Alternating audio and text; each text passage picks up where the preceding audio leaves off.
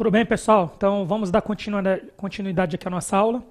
Vamos falar agora sobre o princípio da exclusividade e o princípio da não afetação. O princípio da não afetação, que foi alterado pela Emenda Constitucional 93 de 2016. Então, vídeo atualizadíssimo, né, totalmente alinhado com o que pode cair na sua prova durante 2017 e 2018. Tá bom?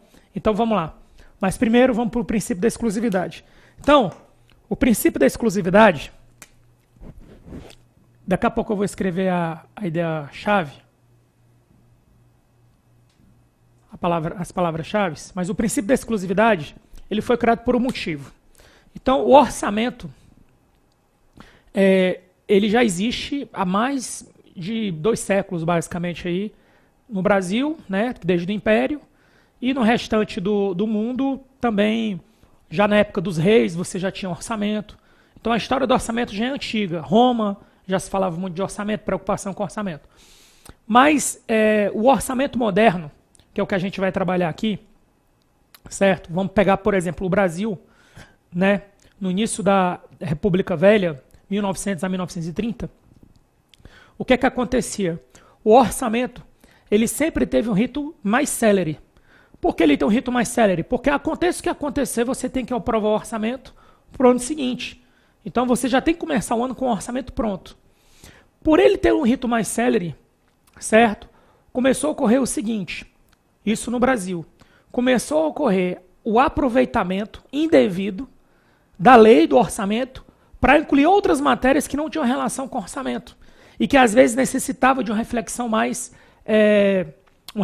sofisticada. Então, o que acontecia muitas vezes? Você tinha a lei orçamentária que tem um rito célere. Aí aparecia um parlamentar, colocava um artigo alienígena na lei do orçamento, e aí o artigo era aprovado sem o devido debate, sem a devida reflexão, certo? Que teria se tivesse na lei apropriada. Então, pensando nisso, o que foi desenvolvido o princípio da exclusividade. E o que diz o princípio da exclusividade?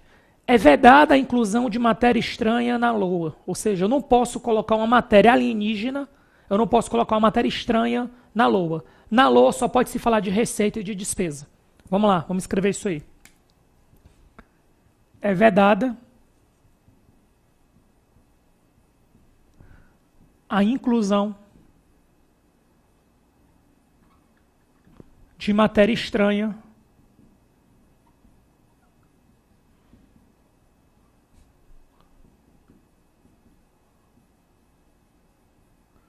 na LOA. E o que seria uma matéria estranha? Que seria a matéria alienígena, né? Sem relação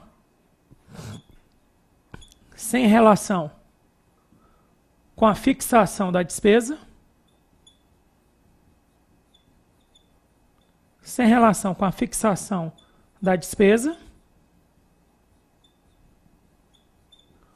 ou a previsão de receita.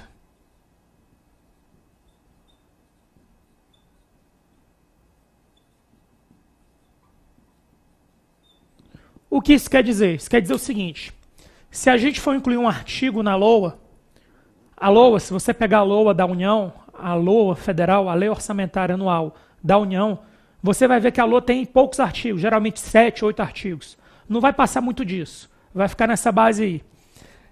Por que ela tem poucos artigos? Porque os artigos da LOA devem tratar basicamente sobre previsão da receita e fixação da despesa. Aí vamos supor que eu quero colocar na LOA uma matéria relacionada, por exemplo, à responsabilização da pessoa jurídica. Não poderia. Não poderia por quê? Porque responsabilização da pessoa jurídica não tem nada a ver com previsão de receita e fixação da despesa. Tá bom, pessoal? Essa é a dica. Aí vem a pergunta, que é o que está faltando aqui. Temos exceções? Será que existe exceção para o princípio da exclusividade? O que é que eu vou te dizer? Tem exceção.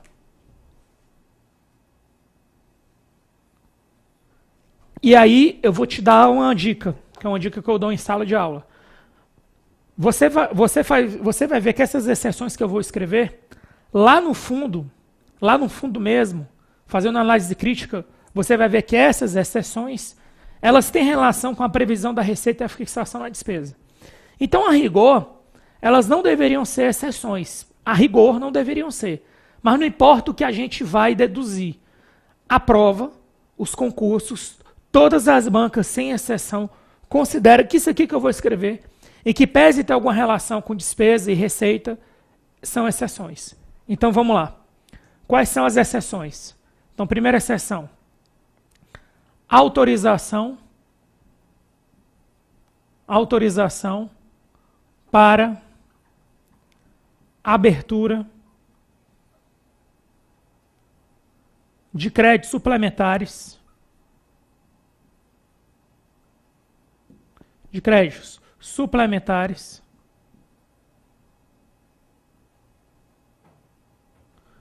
até determinado limite.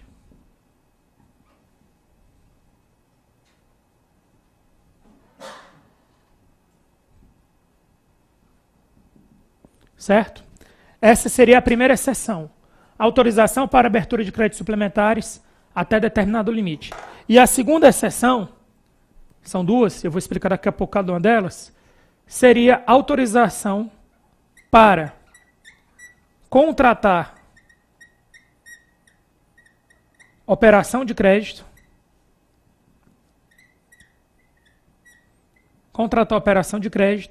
inclusive por aro.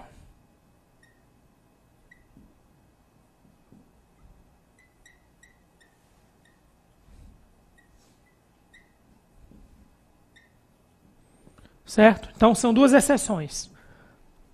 Ou seja, só para entender o que é que eu vou escrever daqui a pouco, que eu vou fazer uma simulação com isso aqui. A gente está vendo que o princípio da exclusividade, ele veda a inclusão de matéria estranha na LOA. Beleza. O que é matéria estranha? Seria um artigo, você já sabe que são poucos artigos, seria eu incluir um artigo que não tem relação com isso. E você está vendo que a própria Constituição Federal, a própria legislação estabelece duas exceções, ou seja, eu posso ter um artigo na LOA que autorize a abertura de créditos suplementares até determinado limite. Você já sabe o que é um crédito suplementar, porque você já viu o bloco anterior, certo? O bloco de visão geral da matéria. Então, o crédito suplementar é o crédito adicional para reforçar a dotação já existente. E você sabe, e a segunda seção seria incluir um artigo que autorizasse a contratação de operação de crédito, inclusive por aro. Beleza, pessoal? O que é que a gente vai fazer agora? Eu vou fazer agora uma simulação com você para trabalhar esses dois casos aqui. Então vamos lá, vamos apagar só essa parte aqui e vamos fazer a simulação aqui do lado. Então, vamos imaginar o seguinte, preste atenção. Você tem aqui a LOA, aí vamos colocar aqui receita e vamos colocar aqui despesa. Aí na receita, vamos trabalhar aqui com impostos e operação de crédito.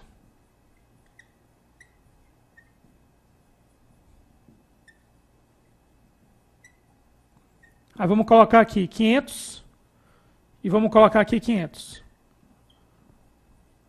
Total R$1.000. Agora vamos trabalhar com a despesa. Na despesa, vamos colocar o seguinte. Vamos colocar assim. Pessoal, que é um tipo de despesa. Obras. E equipamentos.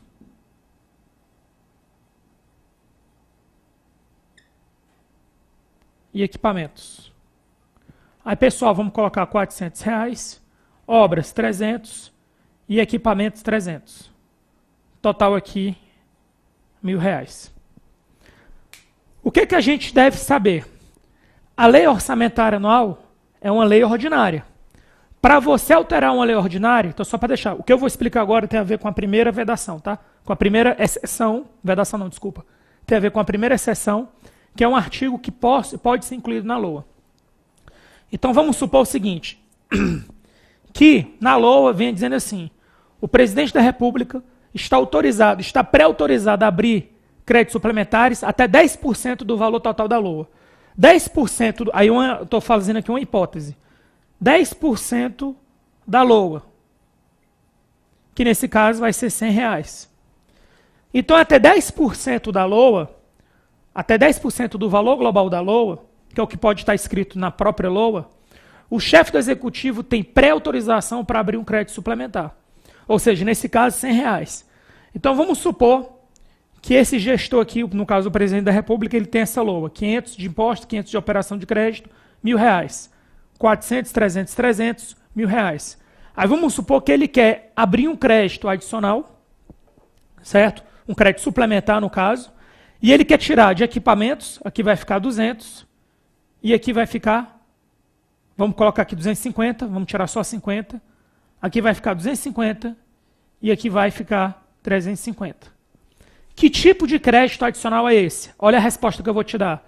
Isso aqui é um crédito suplementar. Por que isso aqui é um crédito suplementar? Porque já existia na LOA a dotação obras. Como eu estou reforçando a dotação que já existia, eu estou usando um crédito suplementar. E qual é a fonte do crédito suplementar que eu estou usando? Eu estou usando a fonte chamada anulação de dotação. Nas aulas seguintes, a gente vai ver quais são as fontes de créditos adicionais, todas. Aqui a gente só vai ter contato com algumas. Então, o que é que aconteceu aqui? Eu anulei, preste atenção, eu anulei dotação de equipamentos e joguei para obras.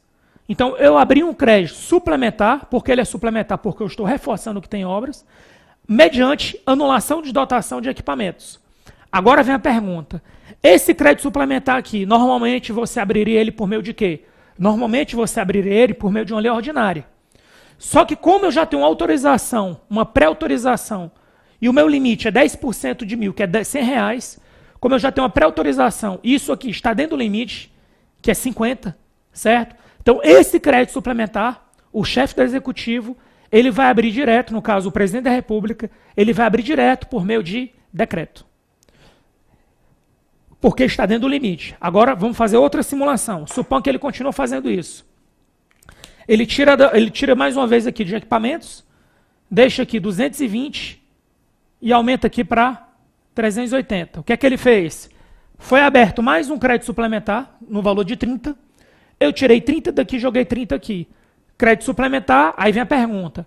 Aberto por decreto ou aberto por lei ordinária? Como R$80, eu tirei 80 daqui, joguei 80 aqui. Como R$80 ainda está dentro do limite do 100, então ainda foi por decreto do executivo. Só que vamos supor que agora a gente quer abrir um crédito de mais 40. Vamos colocar aqui 420 e vamos colocar aqui 180. Pergunta, isso continua sendo crédito suplementar? Isso continua sendo crédito suplementar. Porém, como esses 40, acumulando com os outros que já foram feitos, ultrapassa o limite de R$100, continua sendo um crédito suplementar. Mas agora, a partir desse momento, a partir dessa terceira hipótese, certo? A partir dessa terceira simulação, esse crédito suplementar tem que ser feito, tem que ser aberto por meio de lei ordinária. Não pode ser mais por decreto. Então, onde eu estou querendo chegar com isso? O princípio da exclusividade, ele traz duas exceções. A primeira exceção, que é a que a gente está vendo, vai ter um artigo na LOA pré-autorizando o chefe do executivo a abrir créditos suplementares até determinado limite. Até esse limite, os créditos suplementares serão abertos por decreto. Caso o limite seja ultrapassado, os créditos suplementares devem ser abertos por lei ordinária, que é a regra geral. Beleza, pessoal? Essa foi a primeira parte. Vamos falar agora sobre a operação de crédito. Vamos apagar de novo aqui, vamos partir do zero. Vamos tirar essa parte da simulação, você dá uma pausa, reescreve a simulação de novo aí. Vamos deixar 300.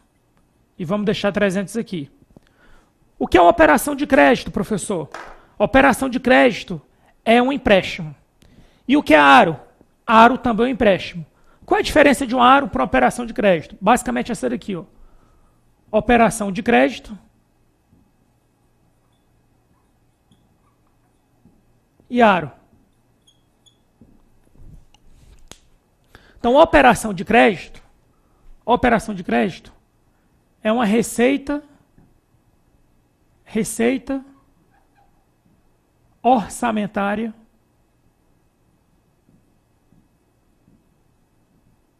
de capital. E o que é um aro? É uma receita extra-orçamentária.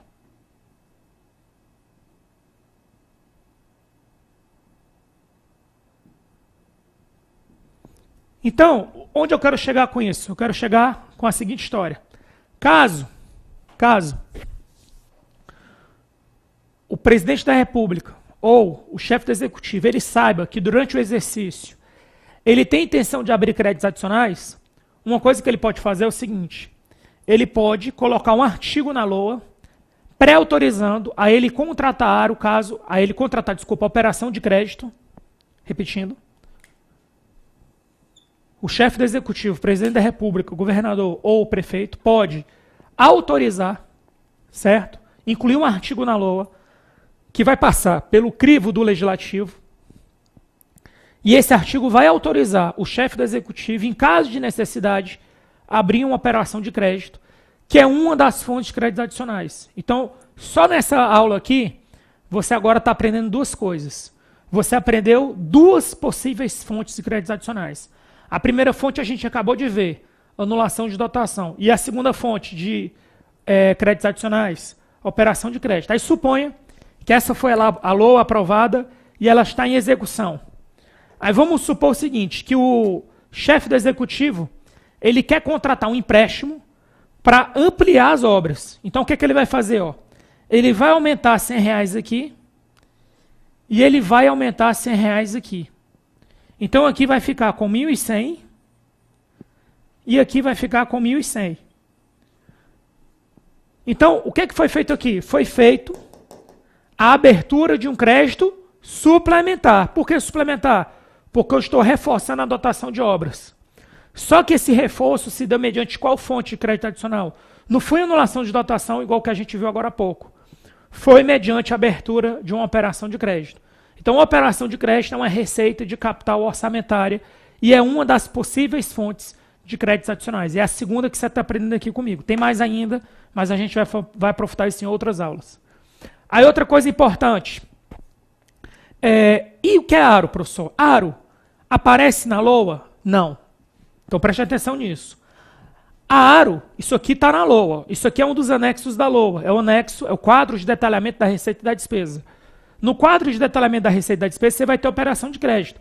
Porque operação de crédito é uma receita orçamentária de capital. Mas no quadro de detalhamento da receita e da despesa na LOA não vai ter aro. Porque a aro é uma receita extra-orçamentária. Agora vem a pergunta, em que situação vai ser contratado um aro? Então a aro, que é que está aqui, ó, visa atender uma insuficiência de caixa.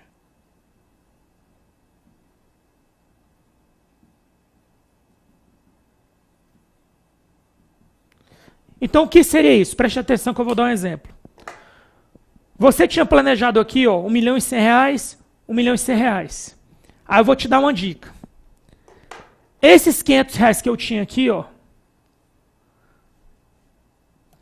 desses R$500, R$400 era para pagar a despesa com o pessoal e R$100 era para equipamentos. Então preste atenção.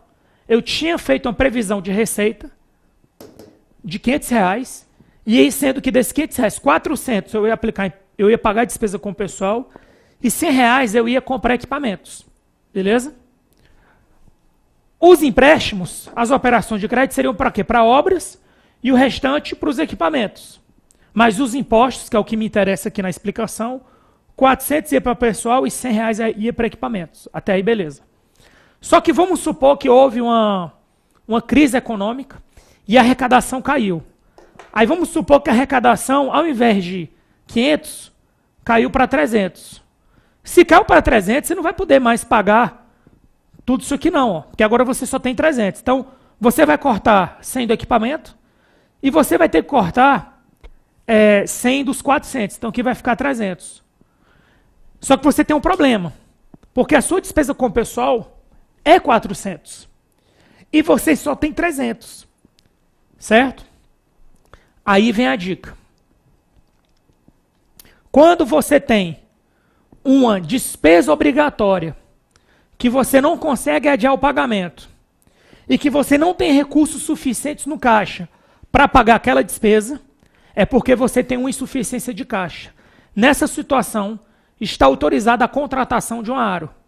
Então, a aro, preste atenção nisso, A ARO ela só vai ser necessária quando o seu planejamento for deficiente. Planejamento em que sentido? Quando você tiver feito um planejamento de pagamento, um fluxo de caixa, e que você, por um acaso, cometeu um erro. Ao cometer um erro, você acaba absorvendo despesas que você não tem como pagar naquele momento, porque você não tem dinheiro no caixa. Então, nessa situação, o que é recomendável? O que é autorizado? Que você contrate um ARO para pagar aquelas despesas que você não consegue adiar o pagamento. Então, nesse caso, como eu tenho despesa com o pessoal de 400 e eu só tenho 300 no meu caixa, o que é que eu vou ter que fazer? Eu vou ter que contratar um ARO para pagar despesas de pessoal. Só que detalhe, esse dinheiro de ARO, ele não aparece no quadro de detalhamento da LOA, porque seria o cúmulo do registro do caos do planejamento. Seria o seguinte, você já começa o ano sabendo que vai ter um déficit de caixa. Não. Se você tem a LOA, você já planeja a LOA, você já planeja um cronograma de pagamento que você sabe que vai ter condições de honrar. A ARO é quando esse cronograma de pagamentos que você fez, por algum motivo, ele der errado. Esse seu cronograma de pagamentos, seu planejamento de pagamento deu errado. Quando esse planejamento de pagamentos deu errado, aí você usa a ARO. Beleza, pessoal? Então é isso. Então lembrando, dica final. O que tem na LOA, o que tem nos anexos da LOA é a operação de crédito. Nos anexos da LOA você não tem ARO, porque a ARO é uma receita extra-orçamentária.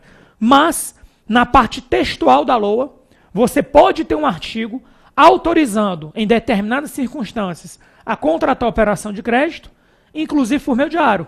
Então você também pode ter um artigo autorizando a contratação de ARO.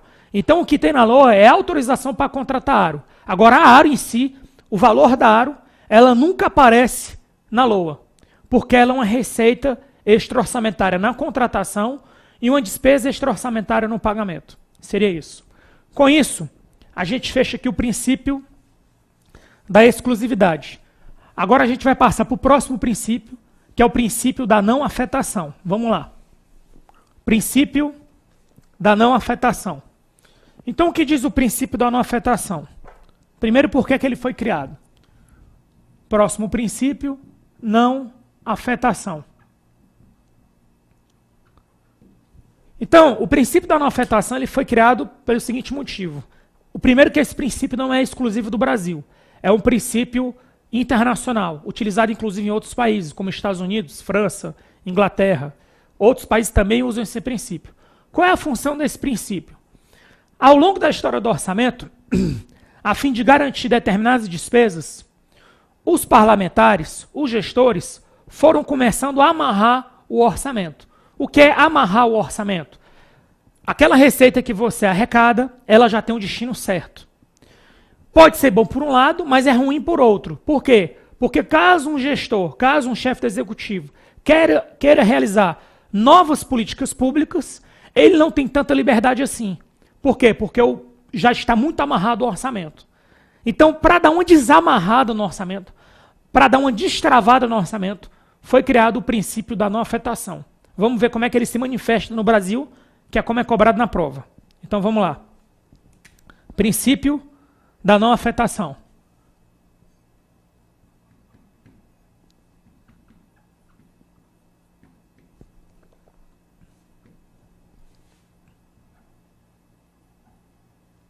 É vedada a vinculação de receitas de impostos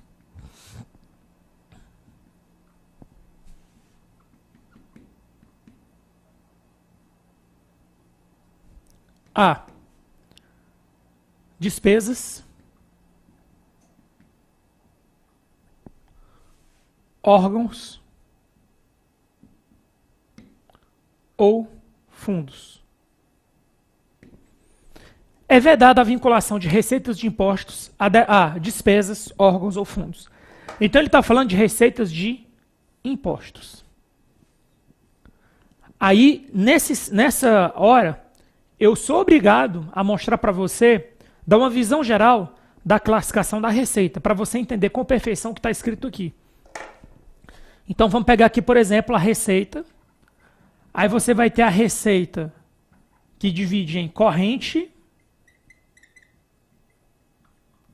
e a receita de capital.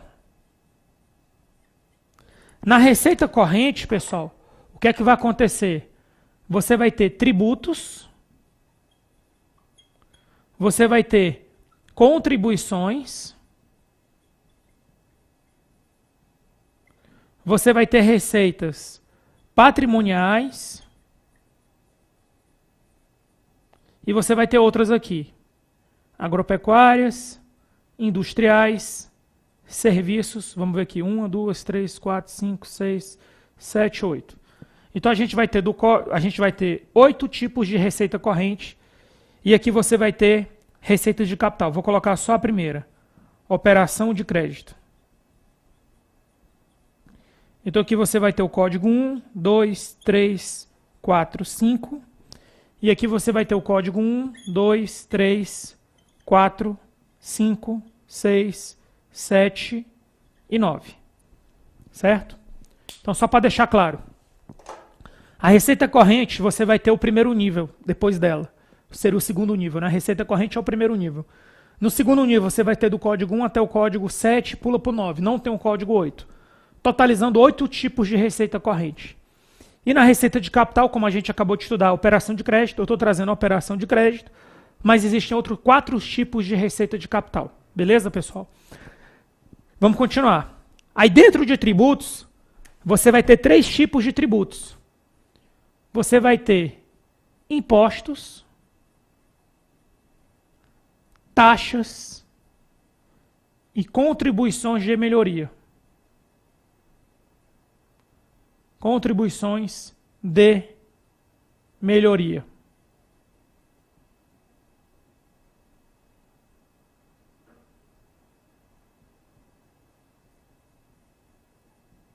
Contribuições de melhoria. Impostos, taxas e contribuições de melhoria. Aí o que é que acontece? Vamos reler aqui o princípio. É vedada a vinculação de receita de impostos a despesas, órgãos ou fundos. Ou seja, eu estou falando aqui, está escrito aqui, que é vedada a vinculação de todas as receitas? Não. Está falando aqui que é vedada a vinculação de todas as receitas correntes? Não.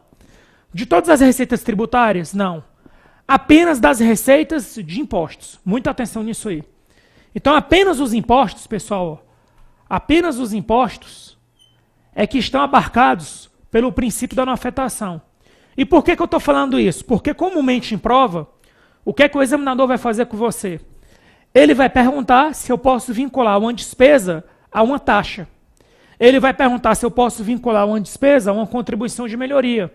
Ele vai perguntar se eu posso vincular uma despesa a uma receita patrimonial. Ele vai perguntar se eu posso vincular uma despesa a uma operação de crédito. O que é que eu vou dizer para você? Em regra, todas as receitas, a não ser os impostos, podem ter vinculação. Presta atenção nisso. Em regra, todas as receitas, tirando os impostos, podem ter vinculação. Os que, em regra, não podem ter vinculação são os impostos. Beleza? Essa é a primeira parte. Mas olha o que eu vou te falar agora. Mesmo os impostos, eles possuem exceções. Ou seja, existem situações na Constituição Federal que mesmo para os impostos eu posso vincular receitas de impostos a determinados tipos de despesa. Que despesas são essas? Vamos ver isso agora. Então, existem exceções. Então, quais são as exceções? Primeira exceção, despesa com saúde.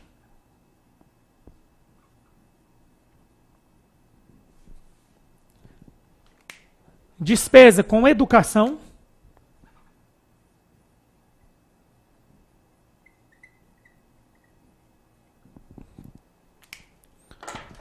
Despesa com administração tributária.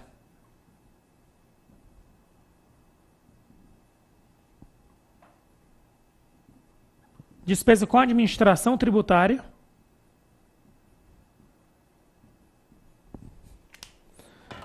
Despesa com as transferências constitucionais. transferências constitucionais. Eu vou dar os exemplos daqui a pouco.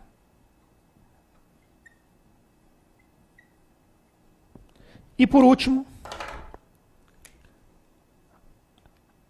garantias às operações de crédito. Garantias às operações de crédito.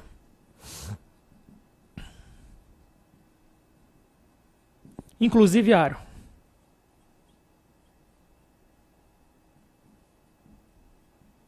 Então vamos explicar um por um aí. O que isso quer dizer? Essas 5 exceções, elas são apenas, porque elas só se aplicam para isso, as receitas de impostos.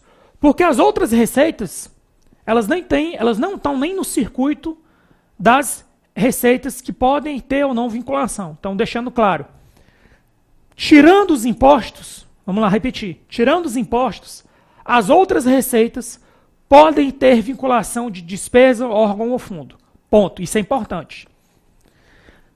Para os impostos, em regra, você não pode vincular. Mas mesmo para os impostos, existem 5 exceções. Ou seja, eu posso vincular receita de impostos para a saúde. É possível? É. Isso é aplicado nos estados e municípios? É. Eu posso vincular receita de impostos para a educação? Pode. Exemplo, na União é 18%. 18% dos impostos tem que ir para a educação. E nos estados e municípios, 25% dos impostos tem que ir para a educação. Administração tributária. Eu posso vincular a receita de impostos para a administração tributária. Então, por exemplo, no estado de São Paulo, a Cefaz São Paulo, dependendo do desempenho da arrecadação, eu posso reverter parte do desempenho para um bônus para melhorar a capacidade de arrecadação do Estado. Isso acontece. Transferências constitucionais. Quais são as 2 principais transferências constitucionais que você deve saber o quanto antes? Que parte do imposto de renda e parte do IPI vai para elas. Isso a gente viu no bloco anterior. Fundo de participação dos estados, fundo de participação dos municípios. Quando eu falei sobre o princípio do orçamento bruto. Então aqui, transferências constitucionais. FPE, fundo de participação dos estados e fundo de participação dos municípios. Ou seja, a cada R$100 de imposto de renda ou do IPI, imposto de produtos industrializados, 21,5% vai para o FPE. E 24,5% vai para o FPM, Fundo de Participação dos Municípios. E garantias às operações de crédito, inclusive aro. Então, preste atenção. Imagina que o município ou o Estado vai pegar um empréstimo com o banco, uma operação de crédito. Por quê? Eu já vou adiantar aqui um assunto. A União não pode conceder um empréstimo para um Estado e para um município. Isso é vedado pela Constituição Federal. Então, se um Estado ou município precisa pegar um empréstimo com um banco autorizado, certo? O banco vai exigir uma garantia. Mas se o Estado ou município tivesse o dinheiro, ele não pode dar o dinheiro em garantia. Então o Estado ou o município vai ter que oferecer outra coisa como garantia. O que é que está autorizado a oferecer como garantia a um empréstimo, que é uma operação de crédito ou uma aro? Está autorizado a oferecer como garantia um imposto que ainda vai ser arrecadado. Então, um imposto a arrecadar pode ser oferecido como garantia, e isso não fere o princípio da não afetação. Isso é permitido pelo princípio da não afetação. Beleza, pessoal? Para encerrar o princípio da não afetação, eu vou falar agora sobre a Emenda Constitucional 93. Certo? Então vamos continuar aqui. Vamos apagar tudo. Vamos deixar só o não afetação. E vamos falar agora sobre a Emenda Constitucional 93, que fez algumas alterações que impactam nesse princípio. Então, foca agora. Emenda Constitucional 93 de 2016. Essa emenda, ela estabeleceu a desvinculação nas receitas no âmbito da federação. Então, essa emenda ela trata de desvinculação de receitas na federação.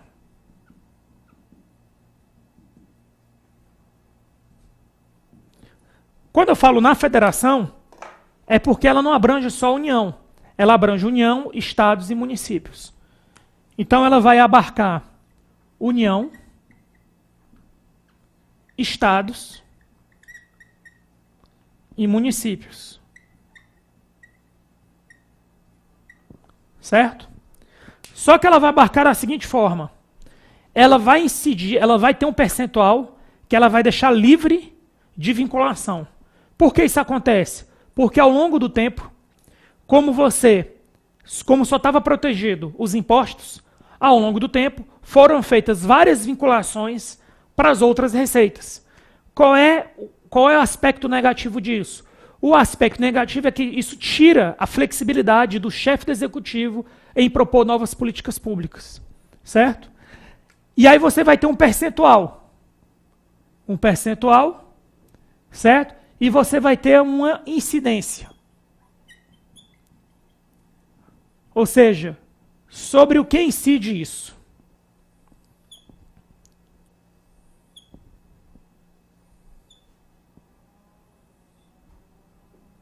Então, essa emenda constitucional,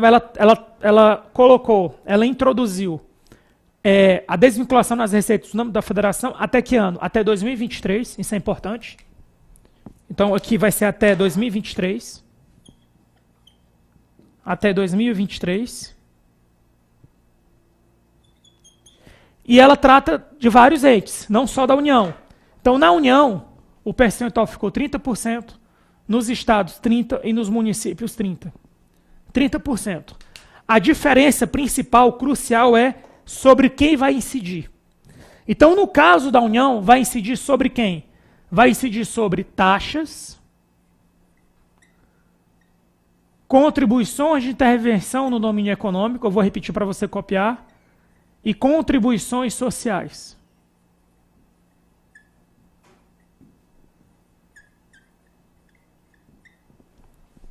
Então, no caso da União, os 30% vai incidir sobre quem? Sobre taxas, CID. O que é uma CID? Contribuição de intervenção no domínio econômico. E contribuições sociais. Então, essa é a incidência no caso da União. No caso dos estados e municípios, a incidência vai ser sobre quem?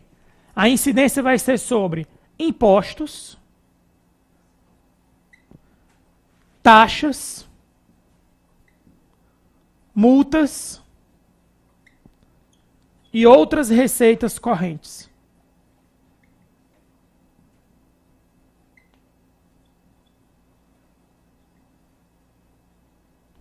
Beleza, pessoal? Então, hoje, para uma prova, o que é que você precisa saber? Que hoje, a desvinculação das receitas na federação não é apenas para a União, passou a ser para a União, Estados, Distrito Federal e municípios. O percentual não era esse antes, o percentual era outro, mas eu não vou falar qual era o outro percentual para não te confundir. O percentual que está valendo para a prova é 30%, e quanto era antes? Não importa, não era 30%.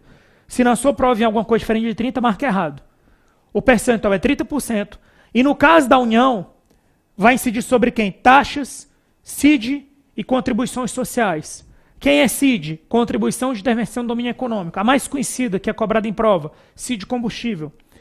Ou seja, e como isso se aplica? Isso quer dizer o seguinte, a cada R$100 de taxas, CIDs e contribuições sociais, a cada R$100, 30% fica livre. Ou seja, R$30 fica livre para o gestor, para o chefe do executivo, aplicar onde melhor lhe convier. Certo? No caso dos estados e municípios, a mesma coisa. A cada R$100 de impostos, taxas e multas e outras receitas correntes, a cada R$100 de cada um desses, R$30 fica livre para o gestor aplicar onde ele quiser. Beleza, pessoal? O que é que a gente vai fazer agora? Eu vou passar aqui vou fazer um resumo, vou passar os slides teóricos. Sobre isso aqui eu quero fazer mais uma explicação usando uma tabela que eu preparei aqui no próprio slide e depois a gente já parte para as questões. Vamos lá. Então, princípio da exclusividade, beleza? Esse aqui não tem muito o que falar.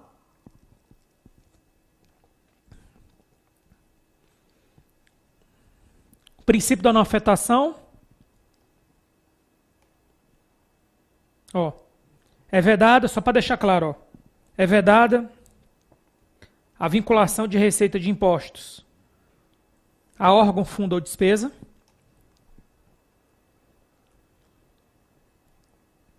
Aqui está a questão da desvinculação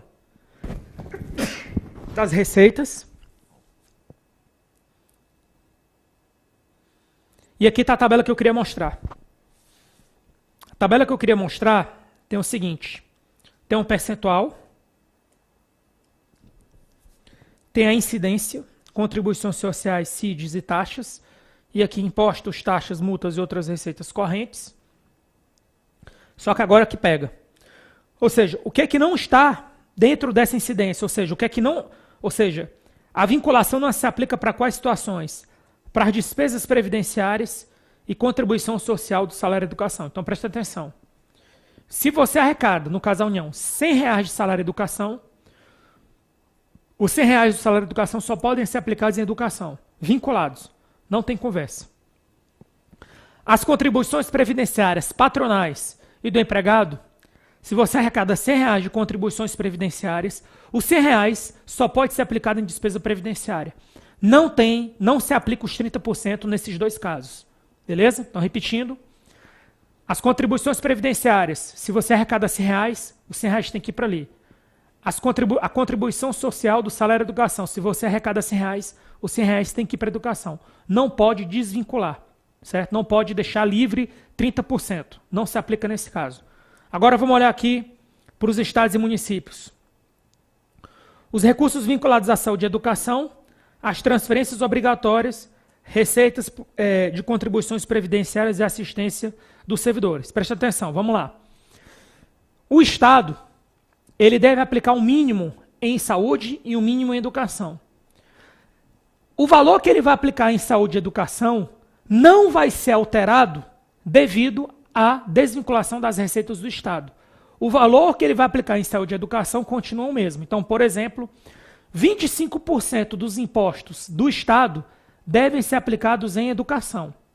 Quando eu aplicar a desvinculação das receitas da federação, esse valor continua sendo 25%. Ou seja, os 25% que devem ser aplicados em educação não são afetados em função da desvinculação das receitas do Estado. Outra dica que tem a ver com isso aqui. A cada R$100 do IPVA, metade fica para o município. Metade o Estado tem que passar para o município. Mesmo tendo a desvinculação das receitas do Estado, o município deve continuar recebendo 50%. Ou seja, a desvinculação das receitas do Estado não afeta o valor que deve ser repassado para o município. Esse valor permanece preservado. Beleza? Então é isso. Continuando. Receitas que pertencem aos municípios decorrentes de transferências constitucionais, esse exemplo que eu dei é muito bom, que é o do IPVA, e fundos instituídos pelo Poder Judiciário, Tribunal de Contas, Ministério Público, Defensoria Públicas e Procuradoria Gerais do Estado e Distrito Federal, e para os municípios, os fundos instituídos pelo Tribunal de Contas do município. Só tem 2 municípios que têm Tribunal de Contas, São Paulo e Rio de Janeiro. Beleza, pessoal? Então, com isso, a gente pode partir para as questões para reforçar o nosso conhecimento. Então, vamos lá. Em consonância com o princípio da exclusividade, a Constituição Federal estabelece que a LOA não deve abranger dispositivo estranho à previsão da receita e à fixação da despesa. Certíssimo, é exatamente o que diz o princípio da exclusividade. 9. O princípio da não afetação das receitas determina que o produto da arrecadação dos tributos não pode estar vinculado a órgão, fundo ou despesa. Qual o erro aqui, pessoal? Não é tributo, seria imposto. Lembrando da pegadinha. Eu posso vincular uma receita de taxa a determinada despesa? Pode. Eu posso vincular uma receita de contribuição a determinada despesa? Pode. O que é que não pode? O que não pode é uma receita de imposto. Não pode em regra, porque tem 5 exceções. Por isso que a questão 9 está errada. Questão 10. Salvo as exceções previstas em lei, o princípio da não afetação das receitas veda a vinculação de receitas de imposto, taxas e contribuições de melhoria. Aqui ele inclui mais coisa. Taxa e contribuição de melhoria não está abarcado pelo princípio da não afetação. É só imposto que está valendo. Em que pese a previsão constitucional do princípio da exclusividade orçamentária, é permitido que a LOA autorize previamente a abertura de operação de crédito. Verdadeiro. Pode-se abrir operação de crédito, pode ter um artigo autorizando a abertura, a contratação de operação de crédito. Beleza, pessoal? Então, com isso, a gente encerra aqui mais esse bloco, que a gente tratou do princípio da exclusividade, do princípio da não afetação. Daqui a pouco a gente volta com mais coisa. Até breve.